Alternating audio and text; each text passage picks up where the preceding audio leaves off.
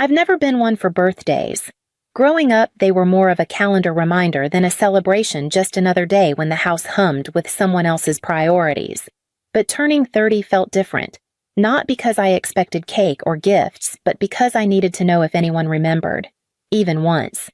So I planned something small, a quiet corner at a local bar in South Austin. Nothing fancy, just a string of warm yellow lights. I brought myself a red velvet cake I ordered from a bakery I liked, and a few childhood photos I printed on glossy paper and taped to the brick wall behind the booth. I thought if they saw the photo of me at age 4 holding my baby sister Courtney, or the one from the summer road trip where Mom Eileen had written "Our brave girl" on the back, maybe they'd remember. I sent invites to each of them: Eileen, my mother; Dennis, my stepfather of 22 years; Courtney, my half-sister 5 years younger, always the favorite in every room; and Zach, my half-brother, the baby, everyone still called little man, even in his 20s. I worded the message gently. Not a demand, just a "would love to see you if you're free." I arrived early, sat at the table nearest the bar where the light was soft and low. The bartender, a man maybe in his 40s with kind eyes, asked if I was waiting for someone. I smiled and said yes, though I wasn't sure. By 7:15 p.m., no calls, no texts. I glanced at the door every time it swung open, trained to smile just in case. But the faces never matched. At 8:00, the cake still sat untouched, the thank you cards beside it still sealed. I took a sip of water, then another. The bartender came by and slid me a small glass of plum wine on the house. "Maybe they're running late," he said gently. I nodded. But at 9:00, I knew. I cut a single slice of cake, posted a photo to social media with a vague caption, something about how sweet nights taste better with cake. I smiled for the picture. Then I ate in silence slowly, not because I was hungry, but because I didn't want the cake to look forgotten. By 10:00, I gathered everything quietly, tipped the bartender well, walked out to the sound of my heels tapping on concrete. I drove home in silence, no music, just the buzz of street lamps and my own thoughts. At home, I slipped off my shoes and stood barefoot in the kitchen, not moving, not thinking, just breathing. I wasn't sad because they didn't come. I was sad because some part of me still believed they might. A week passed. I didn't bring up the birthday. Not in the group chat, not in private messages. I waited stupidly for a belated call. Maybe even a late card in the mail with Eileen's handwriting on the envelope's sharp looping cursive that always smelled faintly of lavender hand cream. Instead, I got a group text. It was from Eileen. The same thread where we used to coordinate Christmas potlucks and 4th of July barbecues. "Hey family, Dennis's 60th is coming up. We're planning a weekend at Pacific Shores Resort full package, beachside private dining. $1, $500 per person. Please Venmo me by Friday so I can lock in the bookings. Love you all." No mention of my birthday. No. "Sorry, we missed it," not even a "how are you?" Just an invoice dressed in emojis and affection. Courtney replied within minutes. "Just sent it." "Can't wait, it's going to be amazing." Zach followed done. "Let me know if you want me to pick up a bottle for Dad." I reread the thread, my thumb resting against the screen like it might shake loose an explanation. Nothing. I wasn't angry, not yet. I was cold, still. The kind of quiet that doesn't need to yell. I opened my payment app and typed in Eileen's handle. I sent $1. The note field blinked, waiting. I typed "Happy Birthday." Nothing more. Then I closed the app, locked the door, and turned off the lights in my apartment as if I were leaving for a long trip. I wasn't. I was just done. I changed the passwords on every joint account I'd once shared with them. The emergency fund I set up for Eileen's prescriptions. The shared card I had for Courtney's tuition overflow, the bank profile Zach used when he maxed out his student loans. I hadn't touched those accounts in months, but they had. I knew they had. Then I scrolled through my contact list. One by one, Eileen, Dennis, Courtney, Zach. Block, block, block, block. No explanations. No dramatic goodbye text. Just silence. Later that night, I sat on the edge of my bed and opened a half-written message draft I'd started months ago. "I don't know what I did to become invisible to you, but it hurts. I deleted it. I didn't need them to understand anymore. I didn't even need them to remember me. I just needed to remember myself apart from them. And for the first time in years, I slept without checking my phone once. It started with a notification. Suspicious login attempt detected on your account. I stared at the screen washing my apartment in pale blue light. My hands didn't shake, but my chest tightened like an invisible rope was pulling inward. I opened the banking app. They'd tried to access the joint account, the one I hadn't touched in months, the one I'd once used to cover Zach's tuition bills, Courtney's wedding florist, Dennis's truck repairs, and the bathroom remodel Eileen said would help his back. I called the bank, no hesitation. Freeze the account, I said. Transfer all remaining funds to my personal checking, and change every verification method tied to my name. The voice on the line didn't ask questions. They never do when the tone is that calm. That evening, the calls started, unknown numbers. I didn't answer. Then came the messages, short and sharp, full of anger wrapped in concern. Why'd you change the locks? What the hell are you doing? Why are you shutting us out? This is family. Pick up the phone. I turned it off. By Friday night, I thought maybe the noise would die down. But I'd underestimated Eileen. Silence to her wasn't defeat. It was a challenge. And she never walked away from a challenge. The knock came just after 9. Fast, loud, relentless. I checked the peephole, then the security camera feed. 2 police officers, one tall solid, the other younger, clipboard in hand. I opened the door, but not wide. Gloria Whitman, the older one, asked. I nodded. We received a report that you're unreachable and may be at risk. Your family filed a missing person report, said you've been acting unstable. Possibly a danger to yourself? I blinked. Unstable. I let them in just far enough to see my living room. Clean, quiet. The soft hum of a diffuser still misting lavender into the air. My work laptop was open on the table, Zoom call log still active. I've been working all week, I said. You can call my manager. 10 people on my team can confirm I've been in meetings all day. I'm not missing. I'm not unstable. I'm just done. The younger officer scanned the room, then met my eyes. Family said they were worried. He said, his tone measured. I smiled, dry, not cruel. They weren't worried. They were losing control. The older officer tucked his notebook away. We don't get involved in family matters. But if the contact continues and you feel harassed, you can file a restraining order. I nodded once. When they left, I didn't sit down right away. I just stood in the doorway, hand on the knob. My apartment was still warm, still mine. I never imagined the day my own family would weaponize concern like that. Not to find me, but to pull me back.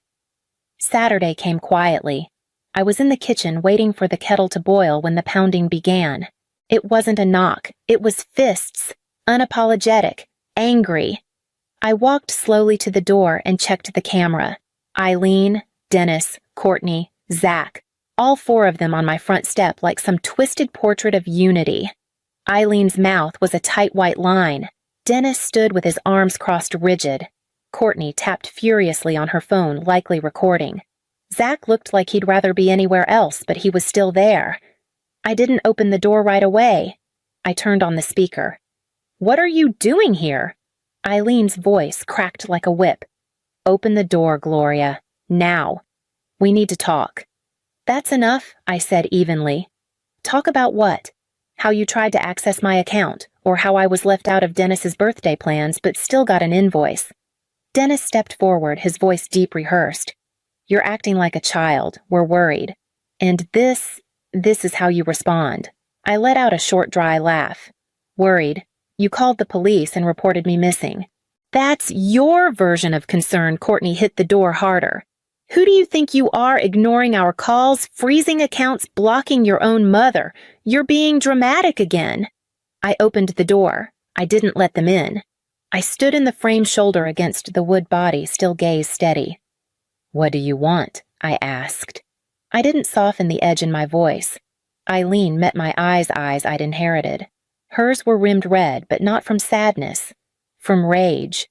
We're family, and you're treating me like some stranger. Maybe I said calmly, you never really knew me at all. Dennis's tone sharpened. You're being ungrateful. We raised you. We fed you. We gave you everything. I stepped forward, voice low. I started working when I was 16. I paid for my own car, my own tuition. I graduated with no loans because I took on 2 jobs. I gave Courtney her wedding, Zach his diploma, and you your second mortgage. What exactly did you give me besides obligation and silence? Eileen exploded.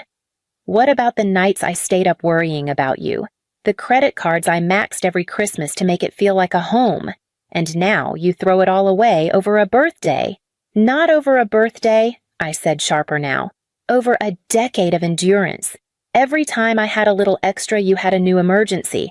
Every time I said I was tired, you said, "We're all tired." Every time I asked for space, you called it abandonment. Courtney sneered. You always play the martyr. You've got money now, and you act like we're parasites. I nodded slowly. Not the only one who struggled, but the only one who got exploited, and still called it love. Dennis tried one last time tone, lowering like a peace offering. We just want things to go back to normal. Families fight. This is just a misunderstanding. I shook my head. It's not a misunderstanding. It's a pattern. A one-sided economy of love. And I'm bankrupt.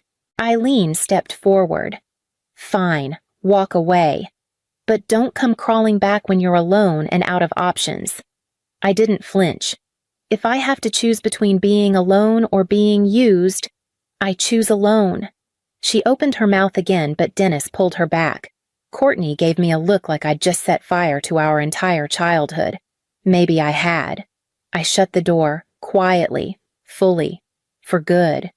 2 days after I closed the door in their faces, I got an email. Not from them, from the bank. Co-borrower consent required for mortgage refinancing on property located at 11 and 75 Shoreline Drive. I stared at the screen, then reread it. 1175 Shoreline. Their house.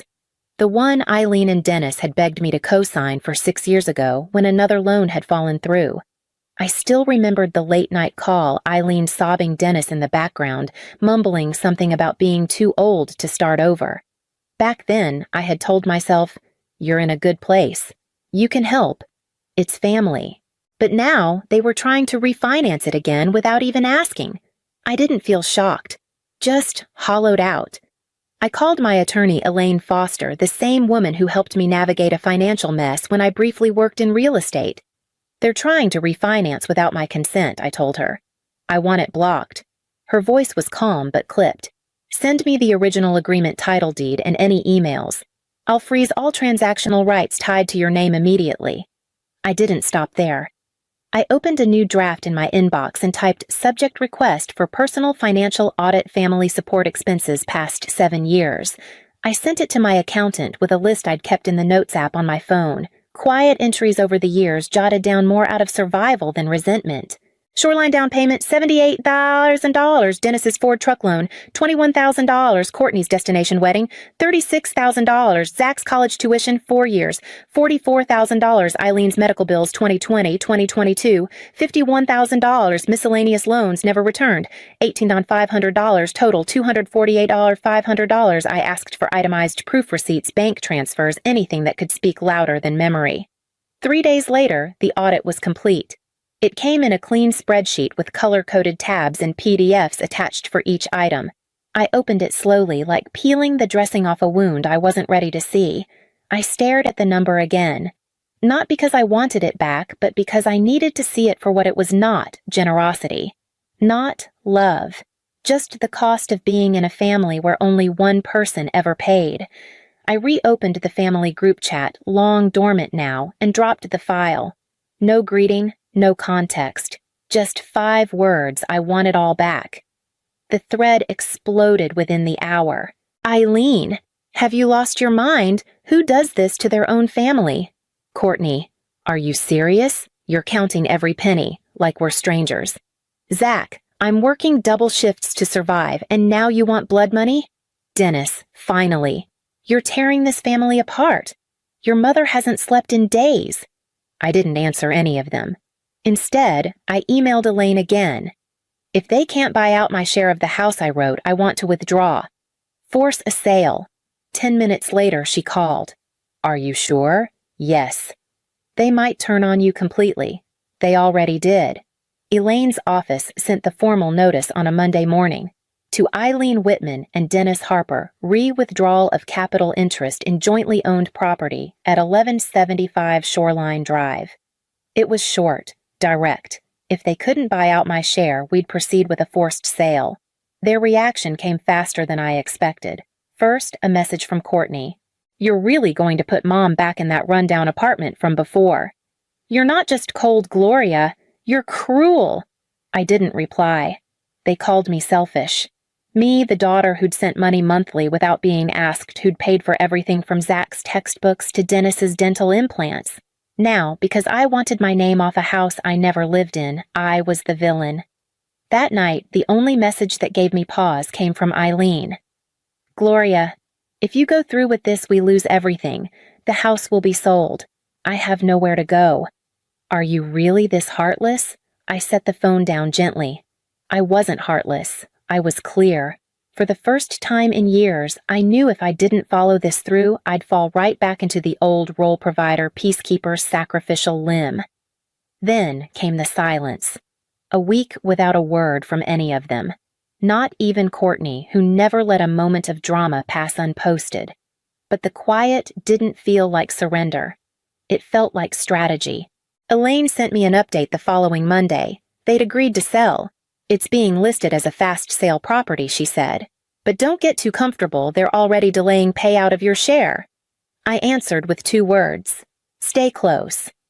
3 days later, I got a call from Aunt Virginia, Eileen's older sister, the only relative who still spoke to me with a tone of measured care. Your mother called, she said slowly. She's crying every night. Says you're throwing the whole family out on the street. I didn't defend myself. I wasn't angry with Virginia. But I was tired. People believe the version of the story they want, I told her. I'm not asking for revenge. I'm asking for a refund. The house went on the market 2 weeks later, a 3-bedroom with a deck out back where we once grilled burgers on the 4th of July. I saw the listing photos.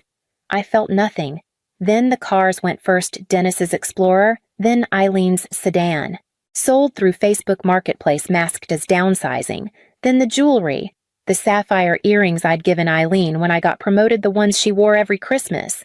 A broker sent photos to Elaine as proof of payment attempts. I barely recognized them anymore. The payments trickled in. First, $10,000. A week later, $5,000 more. I didn't acknowledge receipt. Elaine sent a formal letter, pay the balance, or face full legal proceedings. The next morning, the final $7,200 arrived. Total $22,200. Exactly what I'd asked for. Not a dollar more. I stared at the bank notification. Just text on a screen. But somehow it felt like 10 years of giving had been collapsed into a single line item. Transfer received, no apology, no explanation, no family. Just money finally moving in the right direction. It was a Friday night 4 months later when a coworker asked if I wanted to join them for bowling after work. I almost said no. Loud places never felt like home. But something in me, curious or maybe just restless, said yes. We took the lane near the end. Neon lights flickered overhead, casting everything in soft greens and blues. Laughter echoed off the polished floor. I rolled a few frames, nothing impressive but decent enough to avoid attention. Then, as I turned to grab another ball, I saw him. 2 lanes over, struggling to lift a dark green ball. Shoulders thinner, hair grayer, gait slower. Dennis. He didn't see me at first, but when he bent to pick up a spare, his eyes swept the room and stopped. We both froze. Instinct told me to leave, to vanish into the noise. But I stayed. He walked toward me slowly. His bowling shoes squeaked on the waxed floor.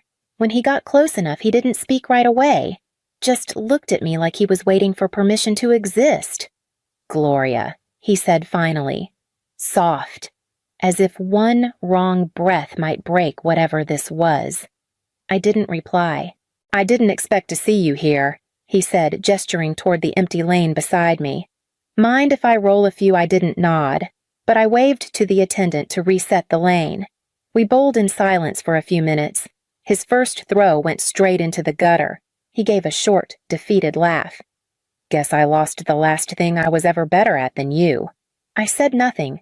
He sat back down beside me, not too close. His voice dropped. I used to think I was strong. That being the man of the house meant something. But the truth is, when you started earning more, started growing beyond what I could offer, I felt small. I didn't know how to handle that. I looked at him not with anger, just observation. I used the title stepfather like a shield, he continued, to make you feel like you owed me something. But the truth is, you didn't. You never did. I rested my elbows on my knees, eyes steady. You didn't just take money, Dennis. You took trust.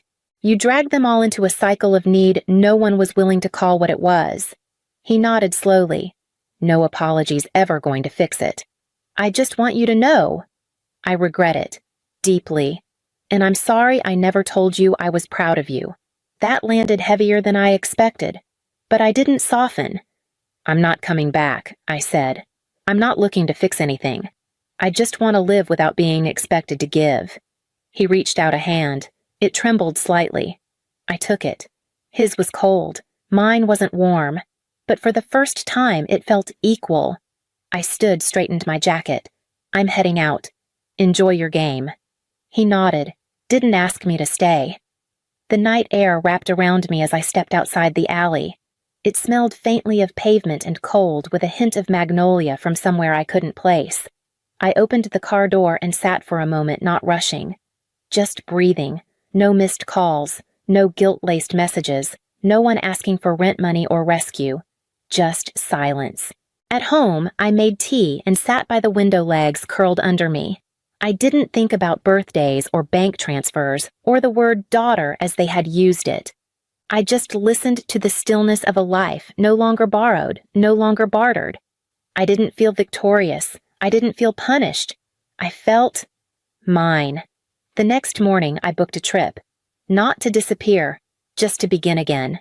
Not as a wallet, not as a fallback plan, just as Gloria.